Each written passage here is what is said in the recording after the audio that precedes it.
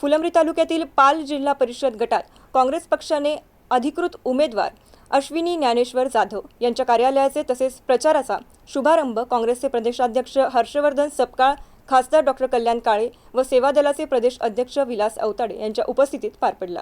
पाल फाटा येथे प्रचार कार्यालयाचा शुभारंभ तसेच सिद्धेश्वर महादेव मंदिर येथे प्रचाराचा नारळ फोडून सुरुवात करण्यात आली असून गावातील मुख्य चौकात असलेल्या छत्रपती शिवाजी महाराज यांच्या पुतळ्यास मान्यवरांच्या हस्ते पुष्पहार अर्पण करून अभिवादन करण्यात आले। यावेळी पुरुषांची व महिलांची मोठ्या संख्येने उपस्थिती दिसून आली। कामाला लागलं पाहिजे माणसाने, हा विचार नाही करायचा। अरे रावसाहेब दानवेच्या समोर मी उभा होतो, लोक म्हणतात कशावर आला बाबा, कोणी आणलं निवडून? तुम्ही आणलं ना, मी नाही आणलं निवडून, तुम्ही आणलं। निवडून आणणारे मोठं करणारे ही जनता जनार्दन आहे। 4 ला निवडून आलो, 9 ला निवडून आलो, 14 ला हरलो, 19 ला हरलो। थांबलो का? थांबायचं नसतं, काम चालू ठेवायचं। आणि निवडणूक आली म्हणून काम नाही करत आपण कायमच काम करतो। त्यामुळे जनता जनार्दनाच्या दरबारात जायची आपली तयारी असली पाहिजे। ही लोकशाहीचा हा सण आहे, लोकशाहीचा सण आहे। करू लागले,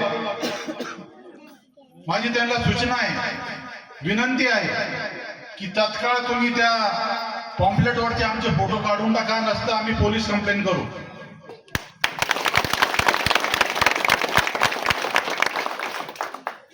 हे चुकीचं आहे।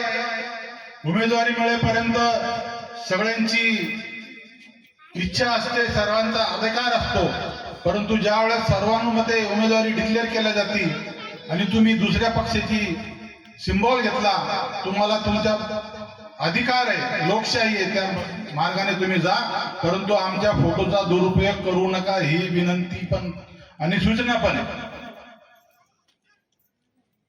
कारण एक सर्वसामान्य शेतकरी कुटुंबातला या ठिकाणी सुनेला उमेदवारी मिळालेली आहे।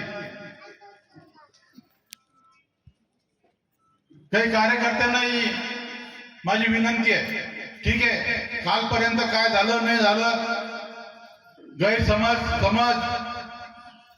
जे काही असेल ते विसरून जायचं आणि आपल्याला पुढे जायचं आहे। कारण ही कार्यकर्त्यांची निवडणूक आहे। कार्यकर्त्याला उभं राहायला 15-15, 20-20 वर्ष लागतात।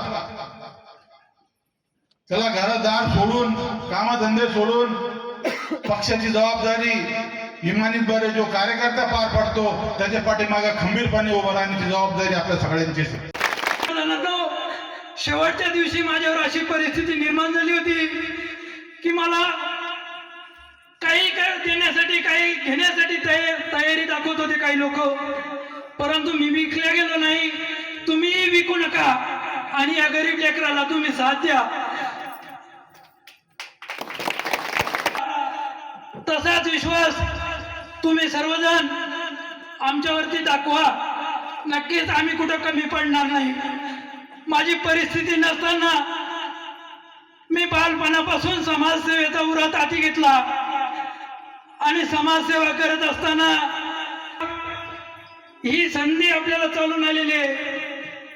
हे जे तिकीट मिळालं हे फार मेरिटवर मिळालेलं आहे। या मंडळीला सर्वांना खूप भेस करावा लागलेला आहे, एवढं सहजासहजी हे तिकीट मिळालेलं नाही।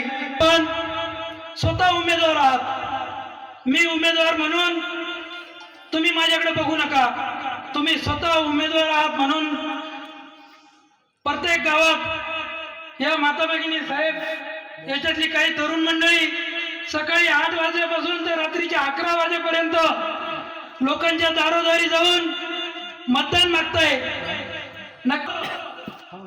आपला अल्लाह ताला, मुस्लिम बांधव सुद्धा या ठिकाणी मन्नत करत आहेत की बा आपल्या या गरीब माणसाला न्याय मिळाला पाहिजे म्हणून।